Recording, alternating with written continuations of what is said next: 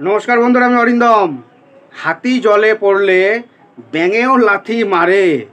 আরে না না, আমি কোনো আজকে গল্পগুজব করছি না। আজকে চলে আসছে এটা বিরাট বড় একটা গুরুত্বপূর্ণ আপডেট নিয়ে। এবার তৃণমূল কিন্তু পার্থ চট্টোপাধ্যায় নামে এফআইআর করলো শিক্ষক নিয়োগ দুর্নীতি মামলায়। আরও অনেক হেভিওয়েট নেতার নাম আছে। তো পার্থ চট্টোপাধ্যায় কিন্তু অলরেডি কিন্তু জেল খাটছে শিক্ষক নিয়োগ দুর্নীতি মামলা নিয়ে।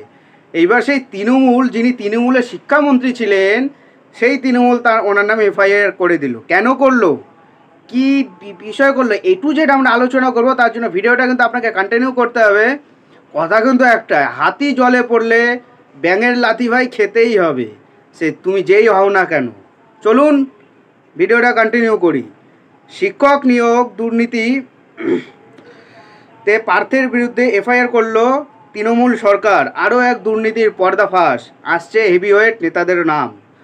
স্কুল সার্ভিস কমিশন প্রাথমিক শিক্ষা পর্ষদের নিয়োগ দুর্নীতির পর আরও এক শিক্ষক নিয়োগ দুর্নীতির তথ্য সামনে এসেছে।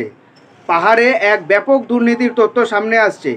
এই অবস্থায় সিবিআই নয়, পাহাড়ে নিয়োগ দুর্নীতিতে রাজ্যের প্রাক্তন শিক্ষামন্ত্রী পার্থ চট্টোপাধ্যায়ের বিরুদ্ধে এফআইআর করল মমতা সরকার।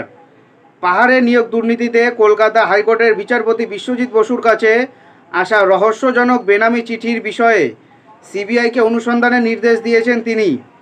তারই মধ্যে এই দুর্নীতিতে সরাসরি থানায় এফআইআর দায়ের করল শিক্ষা দপ্তর। বৃহস্পতিবার বিধাননগর উত্তর থানায় পার্থ চট্টোপাধ্যায়ের বিরুদ্ধে দায়ের করা হয়েছে। শিক্ষক নিয়োগ দুর্নীতিতে আগেও অভিযোগ জানাতে থানায় গিয়েছিলেন শিক্ষা দপ্তরের আধিকারিকরা। যদিও অভিযোগ গ্রহণ করেনি আইসি, বুধবার আইসিকে তীব্র ভৎসনা করেন বিচারপতি বিশ্বজিৎ বসু।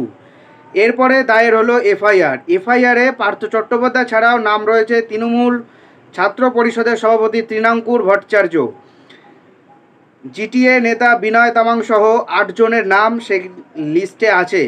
প্রসঙ্গত উল্লেখ্য, গোথা হাই স্কুল শিক্ষক নিয়োগ সংক্রান্ত মামলা চলাকালীন ওই চিঠি সামনে আসে। সিআইডির হাতে আসে এক সরকারি আধিকারিকের চিঠি, খামে ভরা জমা দেওয়া হয় আদালতে। অভিযোগ ছিল জিটি এলাকায় অর্থাৎ পাহাড়ে 332 জন শিক্ষকের নিয়োগ বেনিয়মে হয়েছে।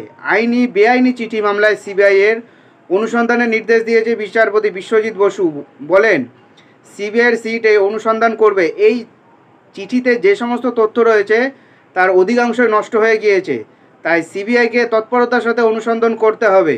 এর পাশাপাশি বিধাননগর উত্তর থানা আইসিকে নির্দেশ দেওয়া হয়েছে কেন তিনি এফআইআর নেননি সে বিষয়ে রিপোর্ট জমা দিতে হবে। আগামী 25শে এপ্রিল এই বিষয়ে আদালতে রিপোর্ট জমা করবে সিবিআই। পরবর্তী আপডেট পেতে হলে আমাদের চ্যানেল নিউজ অরিন্দমকে সাবস্ক্রাইব করে আমাদের পাশে থাকুন।